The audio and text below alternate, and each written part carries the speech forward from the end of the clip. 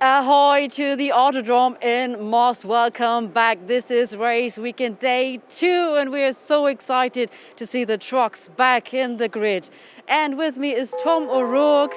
He's a very special character, I would say, because your story is so interesting from MV Commercial, because you came from being a fan to sponsor and then finally became a driver. How did that happen? Basically, there's a big truck festival in the UK they call Convoy in the Park, and we took our hospitality facility there and a few ready-to-go trucks, and we exhibited there.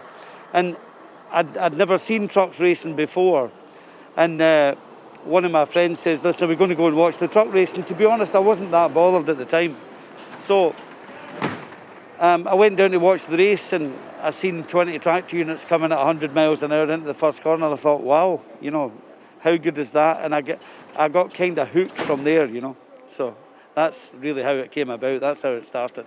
I had the same feeling, I must admit. As soon as I was here, I got catched up. You described the feeling. Luke Garrett will be driving for you. You will share the position in the truck, and the FIA approved that. What is behind that? It's basically just a bandwidth issue with time. We run a fairly big business and I'm actively involved in the business. So for me, it's a great platform, truck racing, to develop our brand. And that's the most important thing. And the driving to a degree is secondary. However, once you get the passion for it, that changes a bit.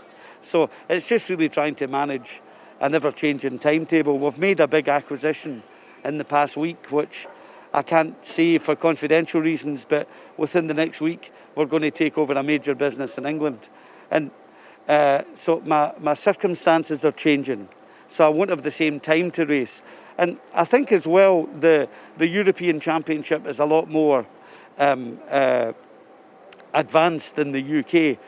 The race time, for example's, double, So from a fitness point of view as well, I just want to kind of grow into it a wee bit rather than do the full championship. So I thought, Luke, he's 3 times Group 2 champion and or Division 2 champion in the UK.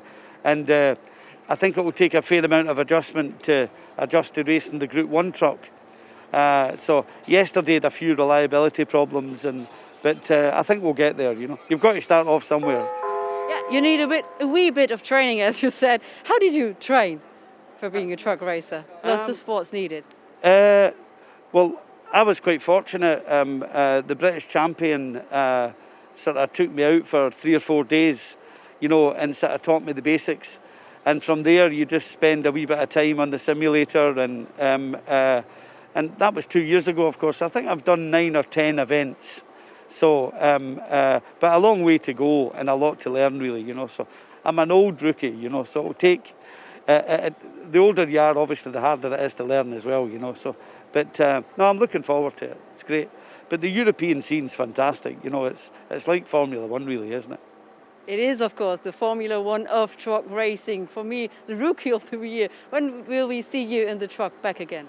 I think Luke's going to. Initially, I was going to race at Zolder, but I'm not going to make that weekend, unfortunately. So probably Le Mans, I would think, would be. I think everybody's lifetime ambition is to do Le Mans, isn't it? So probably Le Mans will be my next event. And I'll be racing in Snetterton in the UK. The other thing, of course, we have a big UK fan base. So, or the brand has, not me in particular, but so we'll have quite a lot of customers at Snetterton. So I'm kind of under pressure to go there, So we're taking the truck from Zolder to Snetterton and back to we're working one truck between 2 countries, or several countries, really, Thank you very much for the inside perspective. Keep my fingers crossed. This was Tom O'Rourke, ladies and gentlemen. And now you can switch between commentaries, between German and English. It's Chaz Draycott and Joachim Eberts for you right now in the pit lane. Thank you very much, Christina. Yes, hello, everybody. Good morning and welcome to another fantastic day's racing here at Autodrome Most in the FIA European Truck Racing Championship. My name is indeed Chaz Draycott, and I'm delighted to be back on the coverage with these guys, making sure that you are all as well informed as could possibly be, and hopefully entertained as well, but the trucks do most of that, to be honest. They are amazing to watch around here and so much fun with the flow of this circuit as well. 21 corners here at Autodrom Most, a circuit that was built between 1978 and 1983. Still hosting to this day the World Superbike Championship, the European Truck Racing Championship, of course, and the other races going on this weekend include Euro NASCAR as well. It did used to host some rounds of the European Le Mans Series as well, back in the early to mid-2000s, but that, unfortunately, is a distant memory for now. But we go straight back to Christina, who's found another wonderful person in the paddock to speak to. She's good at that. Not yet, to be honest, but I wanted to show you the pictures. Apologies. No problem. You're a wonderful person I'm talking to right now. Because you mentioned the NASCAR series, and you might be wondering why the trucks aren't already here. And as you see, there are a little bit of issues to getting those cars back in their boxes, of course, and this is just what I wanted to tell you. So just a bit of a patience, and we are ready to take off here. Yeah, indeed. Those pesky Euro NASCAR drivers, Those pesky Euro NASCAR drivers. I have a few friends that used to race in that series as well, and it's a very, very entertaining championship in itself. But they're not quite the 5-ton machines with 1,200 horsepower and over 5,000 Newton meters of torque that we're going to be watching today. No, they are not.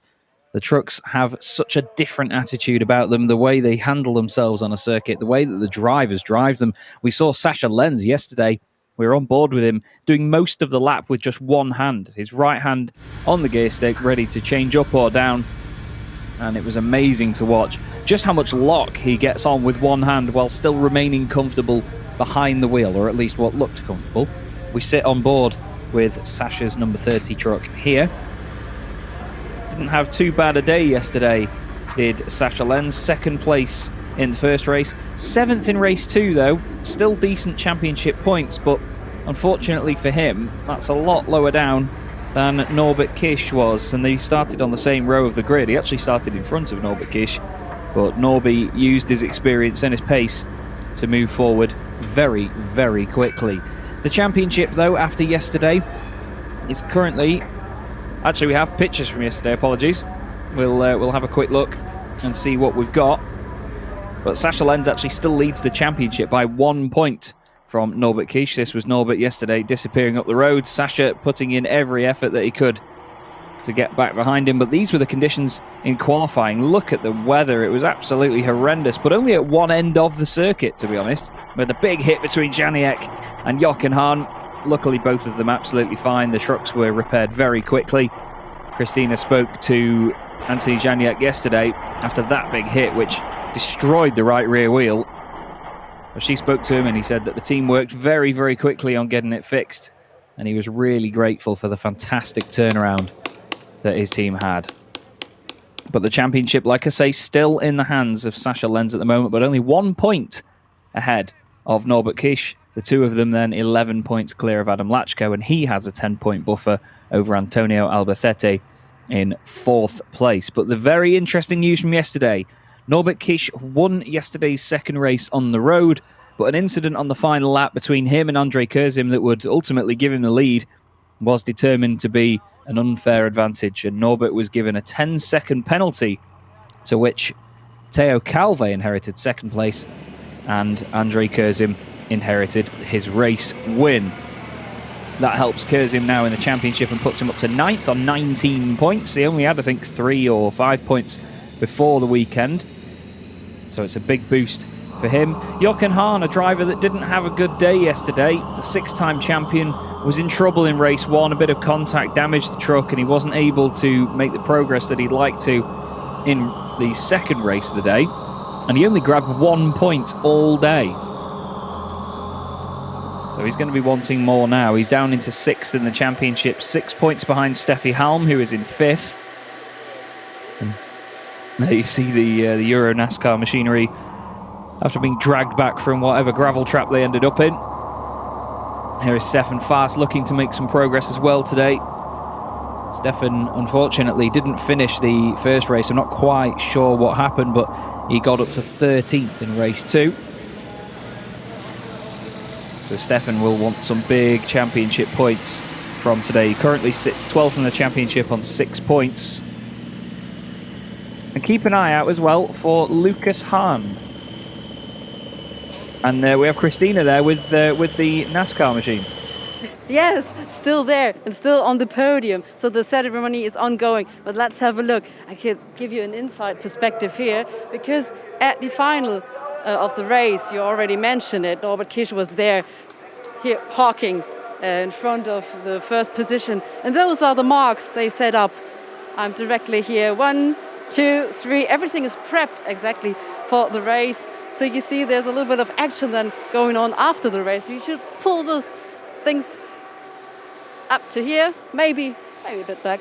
But that's the inside perspective from me from here right now, because we're still missing all the trucks. Yes, indeed. It does seem like an age since we've had trucks in the pit lane, to be honest, but it's so much fun covering this championship that honestly, the overnight wait is long enough for me. I always just wonder what's going to happen next and when can we finally get going. There's a driver worth looking at today. Lucas Hahn, son of Jochen. You can see Jochen's truck in the background, the number 1 machine. The two father and son drivers out there sharing the circuit this weekend. It's great to have Lucas back with us in the championship. He got a podium in the Goodyear Cup last season. There's Jamie Anderson in the number 33 truck, just in front of Sasha Lenz. The two of them basically identical liveries, but one's bright green, one's bright blue. Sasha Lenz, of course, championship leader. Jamie Anderson at the moment, 6th in the championship overall. But if you look at the Goodyear Cup, it's very close indeed between the top couple. Theo Calve now 2 points clear of Shane Brereton. And then Stefan Faust and Jamie Anderson only 1 point apart, a little bit further down. The trucks are just being organised now. And trust me, it's a lot easier for me to say that than it is to do. They're just being organised in the paddock before they go out for qualifying 2. So we'll have the qualifying session itself, and then the top 10 go back out shortly after for the Super Pole, which will determine the starting positions on the grid for just the top 10. But you can see how large and how amazingly easy these machines are to cover in sponsors. To be honest, they're fantastic real estate for beautiful logos and liveries. I always say that racing machines that have more bodywork and more panels on them are often the prettiest because of the fact that you can put more logos and things on them. And Stefan Faust leaves one of the humongous awnings that they have here in the paddock. That's another thing. Everything is bigger and better in truck racing, I say. And to be honest, the awnings and wherever the trucks are kept for each team, each area is just absolutely massive. And we head back down to Christina in the pit lane. Finally, I found someone for you, Chaz. It's Sven Walter, engineering from Don't Touch Racing. We were going to have a chat in German. Don't Touch Racing ist ja so ein bisschen Programm gewesen gestern. Allerdings, es gab eine 10-sekündige Strafe für Norbert Kisch. Wie zufrieden seid ihr damit? Ich bin damit sehr zufrieden. Wir haben hart gekämpft, das ganze Rennen, und war sehr spannend gewesen. André hat sehr überzeugend die erste Position verteidigt, und damit bin ich mit dem Endergebnis sehr zufrieden, weil der Anstoß hinten links am Reifen zwangsläufig dazu geführt hat für das Überholmanöver. So I was talking about the incident yesterday. Of course, you mentioned it earlier, Chaz, that Norbert Kisch got a 10-second penalty as he overtook André Kurzem in the final lap yesterday at the race. And I asked, are they really happy about the decision right now? Because André Kurzem got now the podium place number 1. And he said yes, because he was very defensive there and he had a good driving yesterday. So it was really, I think your colleague is making fun of you, isn't he? It was really fun watching. Also, während dein Kollege ein bisschen Spaß gemacht hat, jetzt mal zum Ernst der Sache. Was erwartet ihr jetzt von dem Qualifying? Ja, zum Qualifying erwarten wir, dass wir erst im Qualifying in die Top 10 kommen, und dann erwarte ich mir irgendwo zwischen 4 und 6 Platzierungen. So the strategy for the qualifying will be, firstly, of course, getting a kind of position in between 1 and 10, and then going to the Super Bowl, something between 1 and 4th, I would say. How many laps are you going to need? Wie viele Runden wollt ihr dafür benutzen? Ich denke mal, dass wir im ersten Qualifying ca. 2 bis 3 Runden brauchen werden, und in der Superpole werden wir die 4 Runden, was so Pi mal Daumen 4 Runden funktionieren werden. Vielen Dank, good luck. So he's saying that during the first qualifying seconds. They're going to need some 2 or 3 laps to get into the first 10 positions, and then at the Super 4, maybe 4 laps, and then of course the fastest lap, and he's hoping to get a position between 1 and 4. Thank you, Christina. And as we saw yesterday during qualifying in the first part of the session before Superpole, a lot of these drivers would put a time in that they knew would get them safely into the top 10. And then they would just sit in the pit lane, save the tyres, save the engine. No point putting any more strain on the truck. You just need to get the lap in that you need. And once you've got that, there's no point taking the extra risk. Some of them are that confident that they will do those sorts of times. We're back on board with Stefan Fast. That's René Reiner just in front of us as everybody filters their way out of the paddock into the pit lane. This is what's known as the staging area, essentially, or the dummy grid, as it's often called in things like karting. There was Luke Garrett in the 86, Antonio Albacete. He's a real dark horse at the moment, is Antonio. Came into the race meeting 4th in the championship and still sits there at the moment behind the likes of Adam Lachko, Norbert Kisch and Sasha Lenz. There's Stefan Faas in the Tank Pool 24 truck as we go on board with Stefan now. Now there's this very intriguing chicane in the pit lane to make sure that people aren't going too quickly, where of course all the official vehicles, medical cars and course cars and all sorts are. Chicanes in pit lanes have become more and more common, to be honest, as it does slow people down on the way in, because it's quite a long straight here at Autodrom Most. So if you did come out of the final corner and get your foot down into the pit lane, should anything go wrong, you would be arriving on the scene at very high speed. So I'm all for these chicanes in the pit lanes. And now the pit lane is open, so everybody making their way back out on track. Sasha Lenz is the first of them to go. And this is how tight turns 1 and 2 are. This first chicane, very, very narrow indeed when you're in a 5-ton truck. But he's going to use all of that power and all of that torque to punch his way out of the corner. There's Shane Brayton in the number 17 TOR truck racing machine, the Apollo Tyres branded truck. Shane, one of the favourites for the Goodyear Cup at the moment, sitting second in that championship, 2 points off Teo Calve. Andre Kurzim just behind, off the back of an inherited race win yesterday.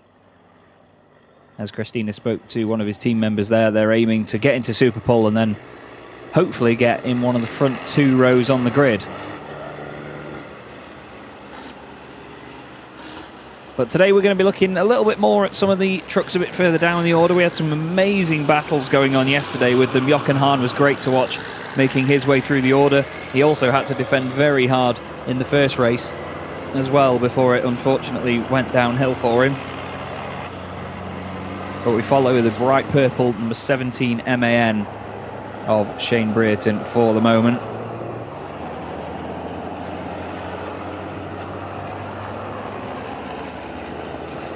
And everybody's just trying to find their own little bit of track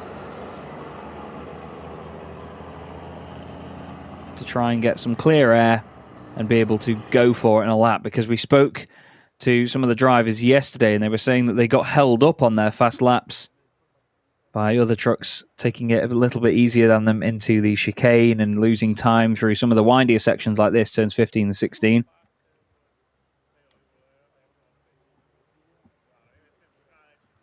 And everybody just filtering their way through. That's the thing. You've got Antonio Albacete there. I think he's right behind Teo Calve. Not sure if he's going to be able to use all of the clear air. You've got Heinrich Clemens Hecker in there as well, who celebrated his birthday during the week. René Reiner cares not for that, though. He's going straight through. There is the number 25. Clemens Hecker racing. He's got Stefan Faas wondering whether he should try and go through. Now, this is the bit where it all bottlenecks, because everybody slows down a lot towards the end of the lap.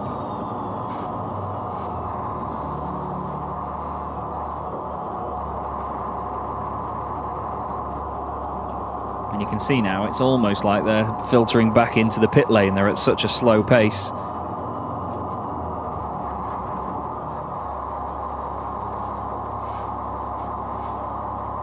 Look at this now. They've pretty much come to a stop to make sure that they can all get a smooth run out of these final couple of corners. This is just on the exit of turn 19. Got the long right-hander of turn 20, and then you've got to keep the pace up around the outside of turn 21 onto the start-finish straight. But the clock ticks down then. 16 and a half minutes left of the session. Stefan Fass has got some good real estate now between himself and Heinrich Clemens Hecker. And there goes Hecker.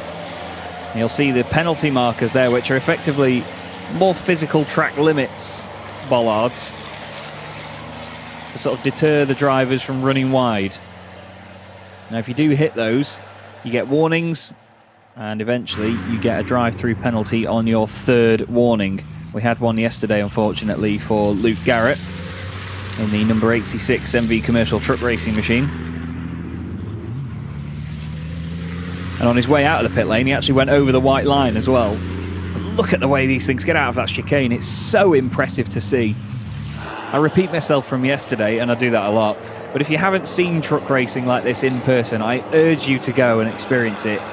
Even if you've just popped onto the stream to see what truck racing is like, and you think this might not be for you, honestly, I urge you to go and see it. It is an absolute joy. Before I started covering this championship, I'd never really put too much effort into watching truck racing, but honestly, when I started looking back through highlights and so on and preparing for this championship, I fell in love, and I still am madly in love with this sort of racing. And Tom O'Rourke was earlier speaking about the British Truck Racing Championship as well, and I went to commentate on that at Thruxton here in the UK, and it's just the same sort of vibe. It's absolutely awesome. Tom O'Rourke obviously racing in that series as well. I met Tom, and I could only just understand him, as I'm sure all you could at home, but he's a fantastic bloke and a great team as well. Now that was Alia Kolok. I listened to her fantastic interview with Will Buxton that she did. Bulgaria Racing sharing that on their social media. And Stefan Fass then up to pace now. Now this is completely different to how we were a lap ago. We were almost stationary here last time. Someone that is almost stationary, is that René Reiner, was it, that was going slowly? It is René Reiner staying out of everybody's way on the right hand side. This is turn 20. Long right-hander. Stefan putting his foot down, and he's going to complete his first lap of the session. It's Norbert Kish that's fastest at the moment by 0.4 of a second from Jochen Hahn, and Jochen needs that. Jochen really has to get that Iveco S-Way dialed in this weekend to make sure that he doesn't fall too far behind in the championship. Sasha Lenz is third, nearly 0.7 off, but then it's almost a second difference to Theo Calve. It's like what we had yesterday, really. The top four yesterday were over a second faster than everybody else. There is Stefan Fass. You can see the steam coming out of the bottom of the cab there. That could either be from water that gets sprayed onto the radiators to cool the engine more actively, or water that gets sprayed onto the brakes. The drivers have control over all of that from in the cockpit. So not only are they trying to brake properly, steer properly, and change down to the correct gear, but all the time they're cooling the brakes, cooling the engine as well. So corner entry in these things is not straightforward. That's Jamie Anderson just in front of Stefan Fass, trying to get out of his way as best he can. Does a good job of it too. And that is Alia Kolok just staying over to the right-hand side there as well before turn 13. Now, what you'll see here is a lot of drivers have put a fast lap in, like Norbert Kish is going slowly, Adam Lachko, Steffi Halm. Pretty much all of these drivers now sort of chilling out, or as chilled as you could be, on this second lap round, because they've got their times in. They're going to just let the truck cool down. They're going to let the tyres get back to a better operating temperature, make sure they're not overheated, and then they're going to get back on with it and go for another fast one. A lot of them will come into the pit lane, like I mentioned before. They will try and just keep it nice and calm in the pit lane, and they'll be happy with the times they've got. Lucas Hahn currently 10th at the moment, just behind Brereton. Kurzim is 8th, so the mission that he mentioned earlier, or at least that his team mentioned earlier, is a success so far. Just under 12 minutes left to go. There's Anthony Janiak in the very bright yellow number 66 Lion Truck Racing machine.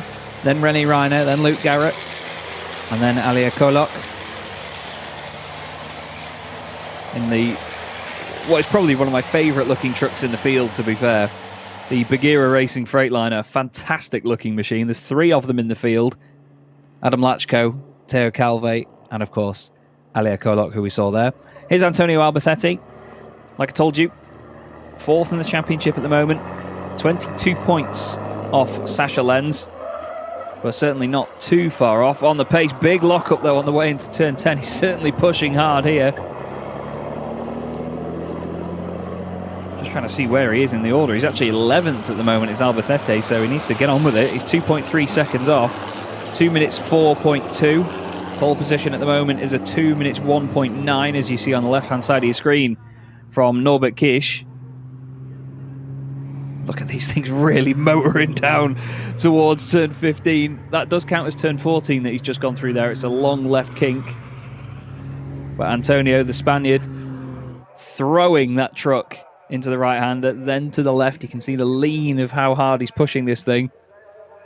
Quickly through turn 17. It's a lot tighter than it looks, turn 17. And then hard on the power, smooth out the line around 18 and 19. There goes Shane Brereton. Stefan Faas just behind him on the road as well. And yeah, there's only a couple of them from the top 10 that aren't in the pits, actually. Looks like Janiak's on a slow in-lap. But only Brereton, Lucas Hahn and Janiak have stayed out from those that are in the top 10. Antonio Alberthetti knows he should be in the top 10, as one of the penalty markers has gone flying by the look of it. What can Antonio do with his time? Moves up to 6th. 6th place, 1.8 seconds off. But he will be much happier to be inside the top 10 and, of course, advancing to Super Pole if it stays that way. Now, Lucas Hahn, unfortunately, on his return to the championship, has been knocked out of the top 10.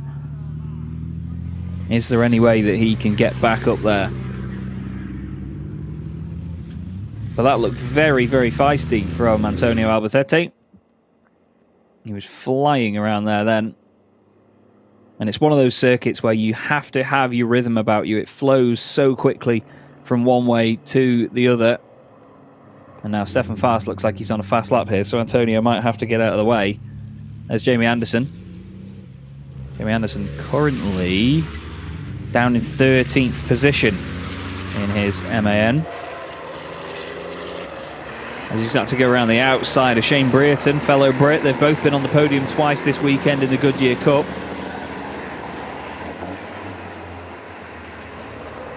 And now who's that on the outside? That's Lucas Hahn. Jamie has to take a tighter line. Oh, I'm not sure Jamie would have been too pleased with that one. Lucas did everything he could to stay out of the way, though. But Jamie has definitely abandoned that lap now, it's safe to say. So it's still Kish from Hahn, Lenz. Calve, fantastic in 4th place. Teo Calve is flying this weekend. Obviously, Goodyear Cup leader now for the drivers that are in the Chrome category. Shane Brereton is 6th overall. René Reiner has gone up into 5th place. So Alberthetti suddenly back down to 8th behind Steffi Halm. Then Janiak is 9th. Lachko 10th. He's just on the brink. And unfortunately, Andre Kurzim, truck 11, is P11 at the moment.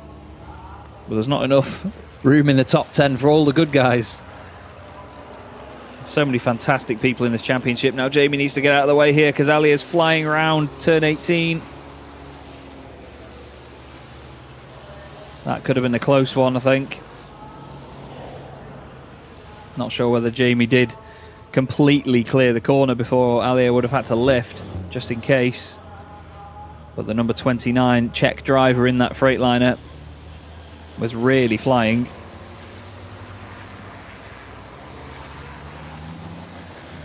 But there's 2 Chrome drivers in the top 10 at the moment. Yesterday's grid was a perfect split between the Tin and Chrome drivers.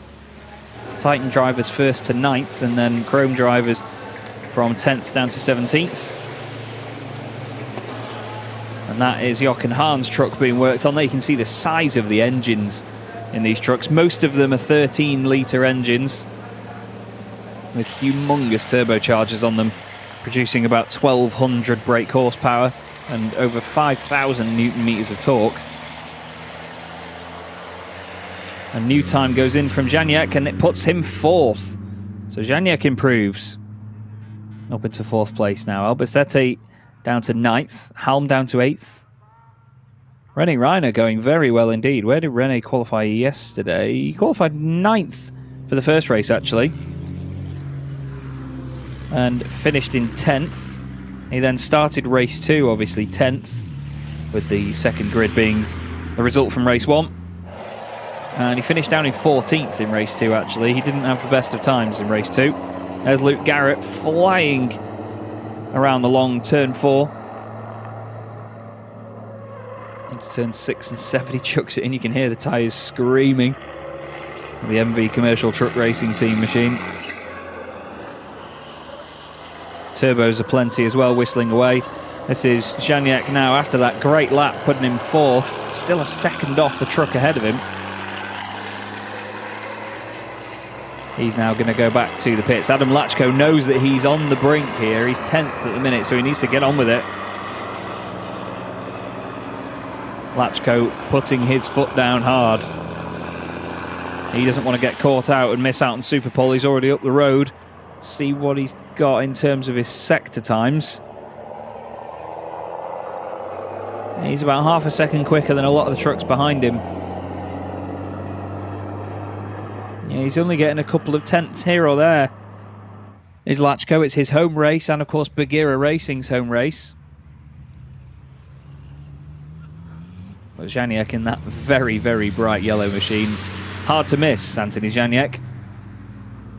He had some strong races yesterday. He qualified 5th yesterday morning for race 1.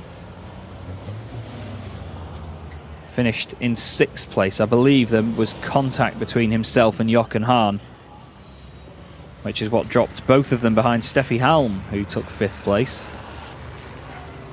Albacete knows he's on the brink as well now. You can see him going back for it. Here's Adam Lachko going across the line. Where does he pop up to? 4th place. 4th place for Adam Lachko, 1.1 seconds off. But still a great time indeed. And that now pushes Kurzim... Sorry, it doesn't push Kurzim down, actually. Kurzim stays 11th because Lachko went up from 10th. So Albacete is now the truck at risk. You've got to love those Freightliners, haven't you? It's such a sort of traditional shape. Brilliant. Really brilliant looking truck. Much smaller cabs in those trucks though. Obviously the cab doesn't extend all the way to the front with the engine being up front. I've sat in a similar racing truck of that shape, which was the Volvo Aerodyne, one of which races over here in the UK. And I can tell you that the drivers are so upright and their legs are so bent that you really rely on your ankles a lot to make sure that you have the right angle on the pedals. And it's actually quite straining to have to keep your feet up away from the pedals all that time, so you're not resting on any of them at all.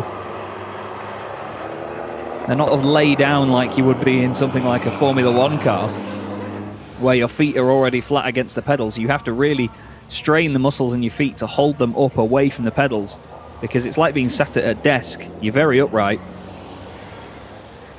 And that's what gives me even more respect for the drivers and the fantastic effort they put into race these monstrous machines. That was Luke Garrett there just flying through turn 18, going past René Reiner, who was staying well out of the way. Jamie Anderson trying to put in times now. He's 12th at the moment. He did his best lap last time round, a 2:04.0. Not sure if he's improving yet, judging by the sectors. We'll have to see. He goes for the line, 2:04.049 to beat. No, I believe that was actually an outlap. He's starting a fast lap now because he was 2 minutes 34 that time round, so half a minute slower. So that to me says that he was just slowing it down, cooling everything, making sure the truck was ready to go for another hot lap, and this now looks like he's on maximum attack. The acceleration there is barely believable, is it? But the gorgeous black and blue Anderson racing machine flinging its way around turn 4, then the little kink at turn 5 down to 6 and 7.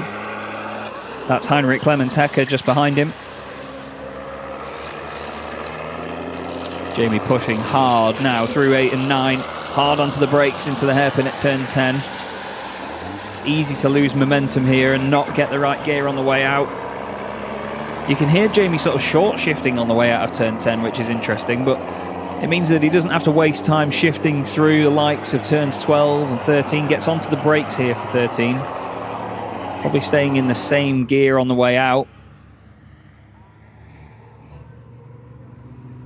There he is, absolutely powering down to turn 15. I love that camera angle there. Really shows you the pace of these things. And now he'll arrive from the right into turn 16. Long left-hander, almost 180 degree, I should say, left-hander. And the right kink at turn 17, and then flat out round 18 and 19, double apex left-hander.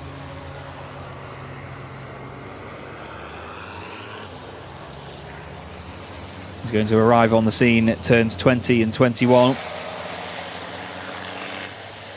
Just about misses the penalty marker there on the exit. And again through the final corner. Anderson currently 12th. Does he improve? He's going to be able to get another one in if he dares do 2 in a row. And he does not improve, a 2:04.8. And trucks 24 and 86 have been onto the penalty markers. So that is Stefan Faas and Luke Garrett.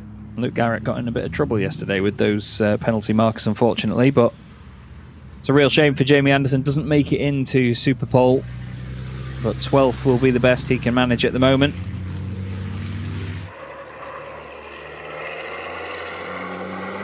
So a number of them staying in. But Janiak's back out. Calve's back out. René Reiner back out as well. So there's a couple of them making their way around.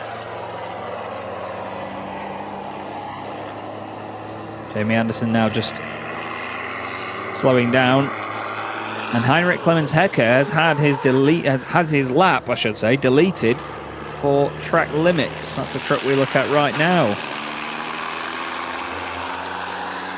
You can see him pumping the steam, well, pumping the water onto the brakes, which generates all that steam, trying to cool them down. This is all just about managing temperatures now as they make their way around what will be their in laps, because the session is going to tick to 0 now. There we go.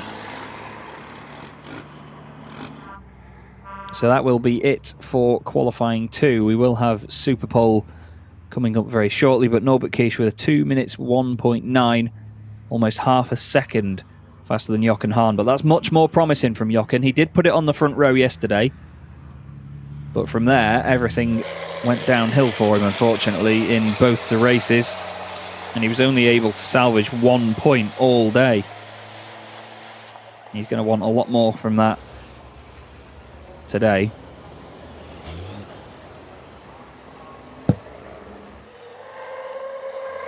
You can see Alia Kolok still going for it, actually. She's going to complete her lap, and is she going to improve on her position?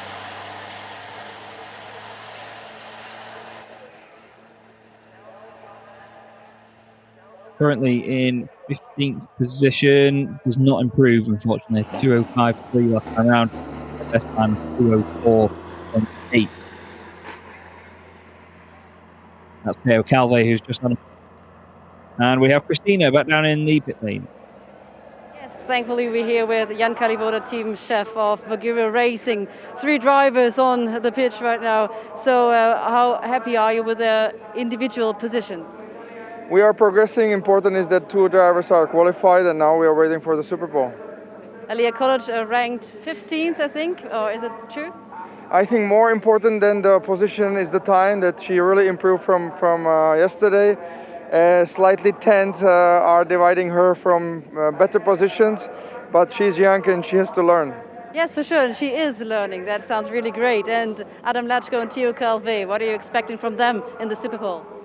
Of course, we are targeting the best places, but the competition here is very, very tough. And Theo is really showing that he is progressing every event higher and higher. And Adam is a little bit struggling with the setup, because yesterday was very difficult to make a proper setup. Once it was dry, once wet. It was really difficult. So, and this game didn't play well for him. But hopefully today will be better. What is your setup for today? I mean, right now it seems it's sunny, but you never know. So far it's normal dry, but we will see for the race. But right now the important is the position.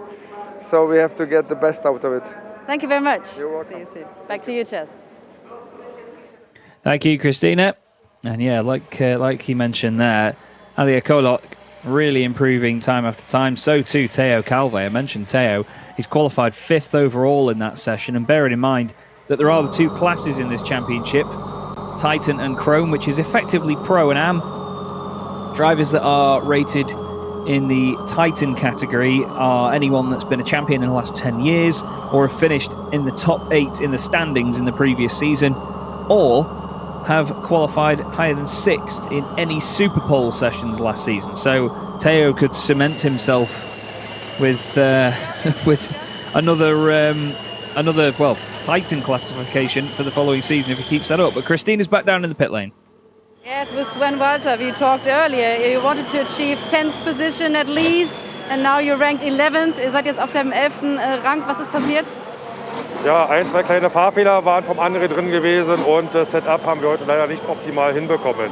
Dadurch, dass die Strecke jetzt komplett trocken ist, die Erfahrungswerte aus Most für uns nicht so viel Erfahrungswerte wir nicht haben, weil wir im Most immer ein bisschen Pech hatten, haben wir nicht das optimale Setup heute gefunden. It's a mixture of between bad luck and also 1 or 2 issues the drivers had on the grid. It was not his best performance today. Was hofft ihr euch jetzt für das Rennen? What are your hopes for the race? Wir werden jetzt schnell die Daten noch analysieren und werden ein paar Einstellungen vornehmen, um dann zu schauen, dass wir im Rennwesen noch auf Platz 8 oder 7 vorkommen, im zweiten Rennen von Pole zu starten zu können. Okay. Thank you very much. So 1 or 2 adjustments technical-wise. They will now analyze the data, of course, what went wrong. And so they're aiming for a position during the race in between rank 1 until 8, because during, that reverse grid, trying to get a better position for race 2 this day. Yeah, that's the thing. When you get reverse grids in a championship, you really have to try and not exploit the format, but play the game. There's a lot of championships that I love watching on TV that have reverse grids, and sometimes they're random draws, other times they are guaranteed positions like we have here in the FIA European Truck Racing Championship. So you know that if you get 8th position, you will be on pole for the following race, obviously pending any penalties or anything else that may happen. But Teo Calve was very happy yesterday knowing that he would get reversed onto pole position for the second race. And as Christina mentioned there, Andrei Kurzim is certainly going to be aiming for 8th. So he needs to gain 3 places off the start and put his best efforts in from there on out. You can see Andrei's truck just on the right of shot there, the white and yellow machine. He'll be really gutted to have missed out on that by just a couple of tenths of a second. Either way, trucks are now primed and ready to go in the pit lane again. You can see the fans on the left on the banking, a huge number of them here at Most this weekend, and of course officials and family and all sorts on top of the pit lane buildings there. Danke Katja on the right rear wheel arch of Andrei Kurzim's truck. And you can see just everything is bigger and better in truck racing. It's a beautiful example is Andrei Kurzim's Don't Touch Racing Iveco. And the pit lane is open and the session is underway. 10 minutes of qualifying is all these drivers have to set the top 10 positions on the grid. Norbert Kish, quick out of the blocks, to be honest. They go out in the order that they qualified in the previous session. So Lachko and Calve together. Norbert Kish will lead them around. He's got that different sort of honeycomb cut front end on the truck from this race meeting onwards. He says it's been working so far to help cooling and a little bit of airflow around the bodywork on the front of the truck. But obviously these things not too massively affected by aerodynamics as you would expect in something like an open wheeler or a GT car. But still, it does make a difference. And now everyone's just going to do what they did in the first session, really, on their opening lap and just try and find some space, get in the clear air. But Norbert Kish is going to be primed and ready to try and take his 4th pole position of the season. We have qualifying on each day of racing. We had 2 at the Hungaroring, where unfortunately the second race was called off early due to the accident with Stefan Fass.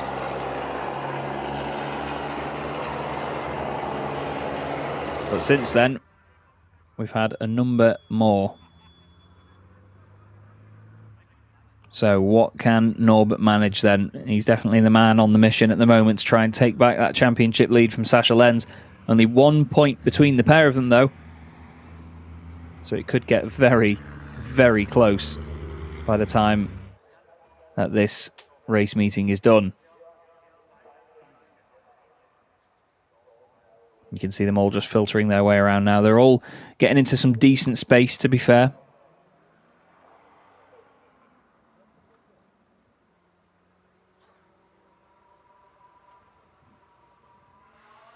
Although actually, Anthony Janiek, René Reiner, Shane Brayton all quite close together a little bit further down.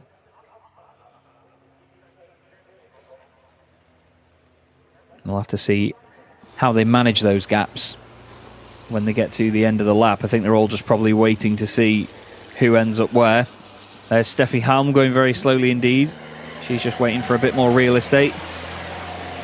But there goes Norbert Kish.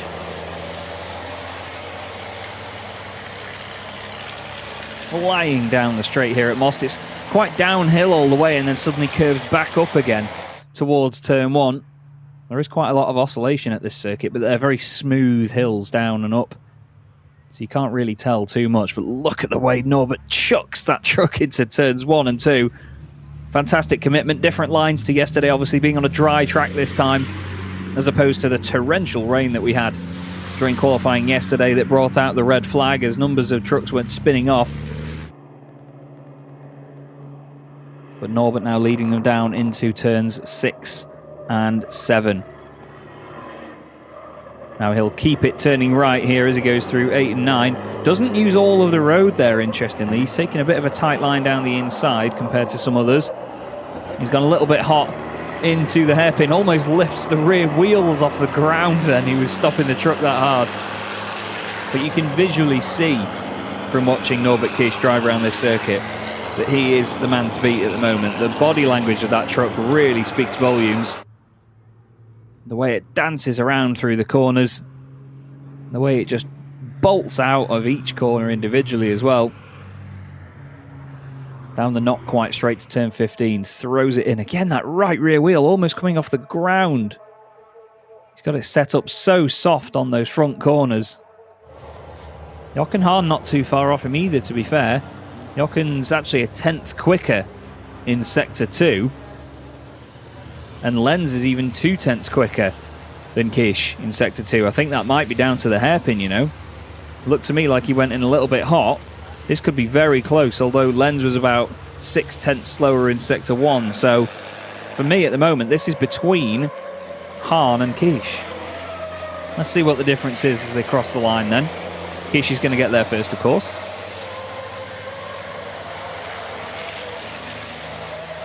Across the line he goes. Let's just see what the 2 times are. Kish does a 2:01.998. Hahn goes faster. Hahn goes for pole position by 31 thousandths. And apparently Christina is in the pit lane with Andre Kurzim. Yeah, this is really a bit rare because Andre Kurzim needs to wait here 5 minutes until the super pole is over to finally get the truck back. And nobody is allowed to work on his truck. Im Moment darf keiner bei deinem Truck arbeiten. Du musst hier warten. Was ist das für eine Situation? Ja, okay, ich sag mal, heute haben wir sicherlich nicht das richtige Setup gefunden. Platz 11 für uns unzufriedenstellend, ja, vor allem nach gestern. Ja, jetzt heißt es nochmal arbeiten und versuchen, dass wir im Rennen 1 das Beste draus machen. As Sven Walter mentioned already, he said also the setup was not right today. And this is so unfortunate because yesterday we were very successful. They're trying to work and give everything for the race. Du musst dann 3 Positionen eigentlich gut machen, wenn du vielleicht eine Chance aufs Reverse Grid haben willst. Wie gehst du es an?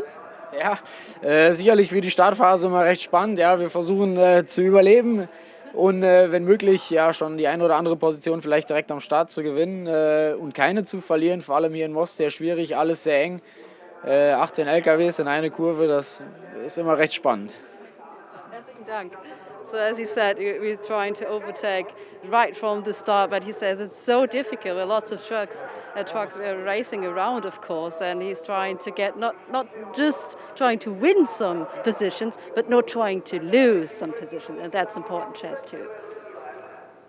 Yes, it is indeed, Christina. Like we've seen in the past, it's very, very easy to try and make an overtaking move, but also be on the defensive at the same time and lose positions by just overcooking it with any sort of overtaking moves that you try. Norbert Kish and pretty much everybody else now just cooling it all down, ready to go for a second lap, or potentially even just coming into the pits. But Norbert Kish going very slowly here, certainly making sure everything is cooled down well enough. Nearly half a second between, well, just over half a second between the top three. And then Lachko fourth, Janiak in fifth, Albacete, then Calve doing well in seventh, Reiner in eighth, Brereton ninth, Steffi Halm in 10th at the moment, another 1.2 seconds off ninth position.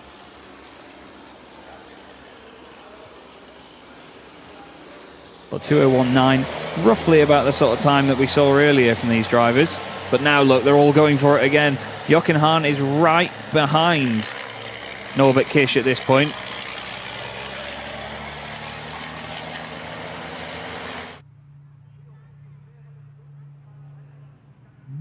Now, what's this going to do to their lap times? Is Jochen going to get stuck behind him? Is he going to be that much quicker than him? Let's have a look. Is it going to be sort of the pressure that Kish needs to get disappeared up the road? Down the hill they go. It's a very visual comparison of pace, this now. We're not just looking at numbers and times. We're actually seeing visually who is quicker than who. 31 thousandths of a second between the pair of them at the minute. Kish again lifting the right rear off the ground.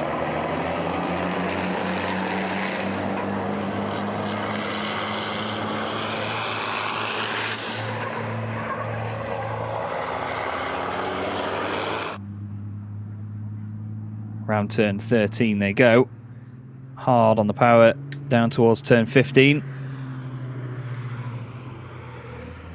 Jochen Hahn's truck does look so much smaller than Norbert's truck, doesn't it? The Iveco S-Way looks a lot more sort of low slung than the very tall number 41 MAN. But Norbert knows how to chuck that thing around. Look at the weight transfer there. The weight goes one way, then the other. Really looks like he's got that sorted. Jochen's truck looks a lot more flat and stable around the corners. Not quite sure whether that's a good thing or a bad thing for him, but it's already more low slung, so maybe it doesn't need to move the weight around as much. There's Sascha Lenz going through about half a second off at the moment.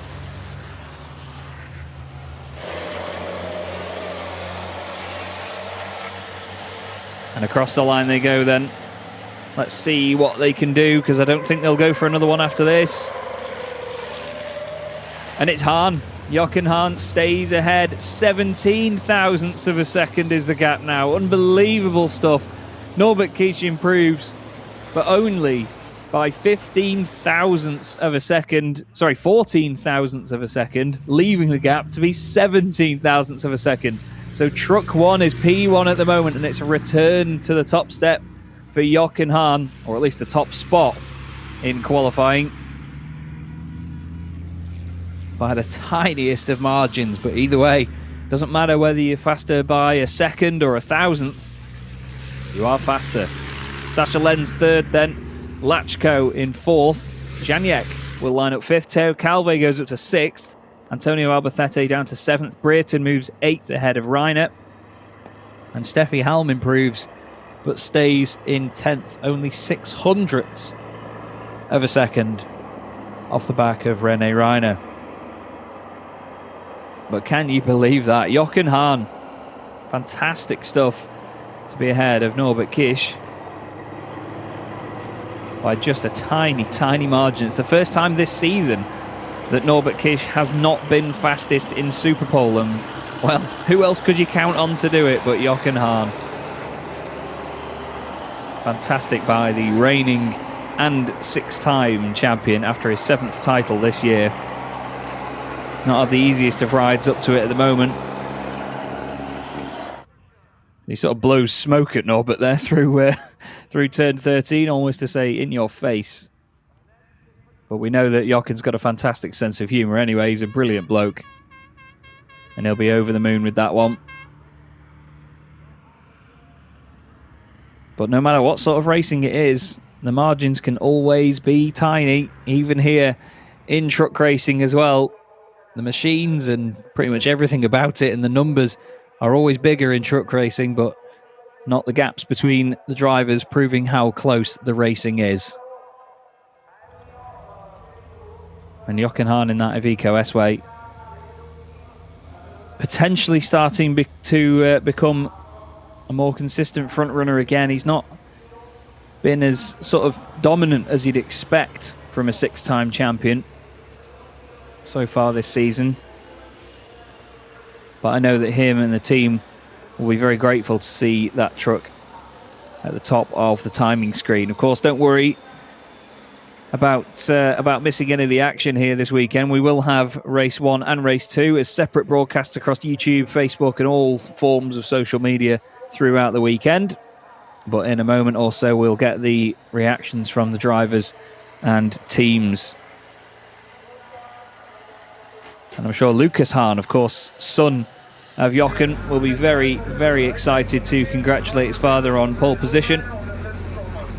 He certainly wants to keep an eye on as well later on, is Lucas Hahn. And of course, for the future, he got a podium in the Goodyear Cup last season.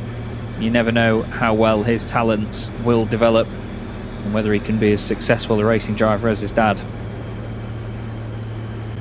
Sascha Lenz will line up in 3rd place. Sascha will be pleased with that, to be fair. Good for the championship again. It's just damage limitation. So there is your pole sitter, Jochen Hahn. And he will go into scrutineering for everything to be checked over. And then the team will prepare for the first race, which will be later on today. Of course, there are support series as well here with us in Most this weekend, including Euro NASCAR. But as you've seen here, only the truck that gets pole position in Superpole will go through to scrutineering to make sure everything is checked over and that the truck is legal.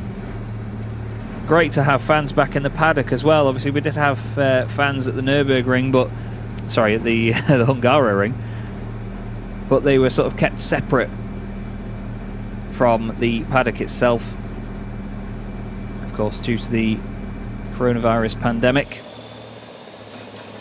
But now we are able to get them back with us, and this is a fantastic view here from, I believe, on board one of the golf buggies, looking back at Shane Brereton following us through the paddock. Shows you still, despite these trucks being smaller than the trucks you see on the road, they are still very, very big, tall machines. And they are not to be messed with. Shane Brereton will be pleased though, 8th position overall. He qualified 11th yesterday, so it's a good improvement for him. You can see the gorgeous white frame and chassis of that number 17 truck. Great shots here though as we follow him through. Sascha Lenz already parked up in his awning there. Same with Jamie Anderson. And there goes the golf buggy as well. With Shane Brereton, you had Antonio Albacetti on the right of your screen for a moment. And now you'll see the slow speed manoeuvrability of these trucks as well, as Shane pops it into reverse.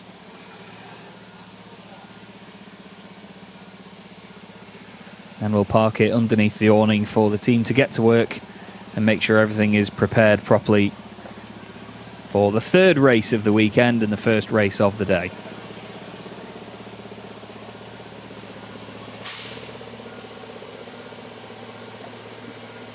Like a glove, as a very famous film character would say.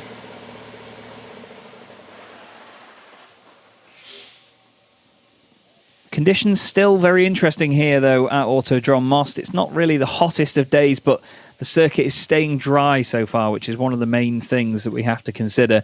We've not had anywhere near the sort of rain that we had yesterday. Not really had any rain at all, to be honest, but it's not been hot enough to completely dry the track out. It's still been a little bit greasy from the other series that have been out there, putting rubber down on the surface as well. And of course, these trucks sort of exaggerate that massively when they go out there. But here we get a lovely look at just how well prepared and how clean these trucks are and how tidy they are. And look at the size of the turbocharger. It's ridiculous, isn't it? So here's your result then from Superpole and from qualifying. Jochen Hahn takes his first pole position of the season ahead of Norbert Kish. Sascha Lenz will line up on row 2 alongside Adam Lachko. Anthony Janiak and Theo Calve make it a French row 3 ahead of Antonio Albacete and Shane Brereton. It's then a German row 5. René Reiner and Steffi Halm lining up 9th and 10th. Behind them, Andre Kurzin with some work to do from 11th ahead of Jamie Anderson, with Lucas Hahn in 13th ahead of Stefan Faas. Then it's Alia Kolok at her home race ahead of Luke Garrett, and Heinrich Clementecker, after having his lap time deleted, will start at the back of the grid in 17th position.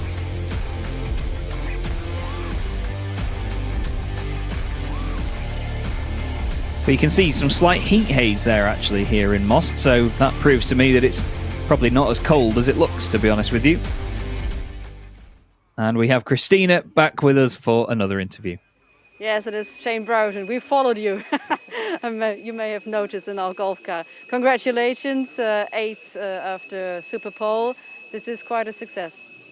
Yeah, I was very pleased with that. I was 4 attempts up on my second lap, and Rennie outbraked himself and then become in the way. Just one of them things. Otherwise, I might have bettered my time, but it's the unknown. You're currently ranked 2nd in the Goodyear Cup, so it would be very important for you getting some more points, starting from position 8. What does that mean for you? Yeah, it's very important. We made a few calls yesterday with the weather. We didn't quite have the right setup. It was a little bit of a guessing game, really. We were pleased with what we done. We were compromised from qualifying, really, and Theo did drive very well. Yes, absolutely, he did. Really great job. But you did also. So it is the main goal, first to stay on the circuit due to these conditions, and then second, not to lose maybe a position, and then? Yeah, just keep plugging away, really. I'm happier that I'm further up the grid, so just stay out of trouble, and I feel a lot more confident with the truck today. So hopefully we've got something we can use better. Thank you very much, Shane Brereton. So this is the inside perspective you got here from us in the paddock. Shortly back to you, Chas. Thank you very much, Christina. And what a fantastic session we've had once again here at Most, really setting us up for a great day's racing. Jochen Hahn and Norbert Kish on the front row for the second time this weekend, but in the completely opposite order to what we had in the first race of the day. Jochen's going to have his work cut out to keep everybody behind him, though. It looked like in yesterday's races that he wasn't quite able to hold them off as well as he would have liked to.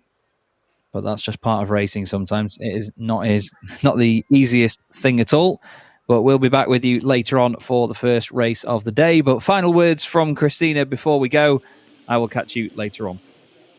Yes, as you were been saying, final words. I just wanted to show you that the fans are back in the paddock. Isn't that so great? Some catching some autographs, some photos are taken, and this is really nice seeing all of you back. And I hope you will join us later on in our live streams on YouTube or Facebook. So thank you very much. Thank you, Ches Dreichert. Good job, Joachim Eberts, and good job, our cameraman, Sean, here from the golf cart.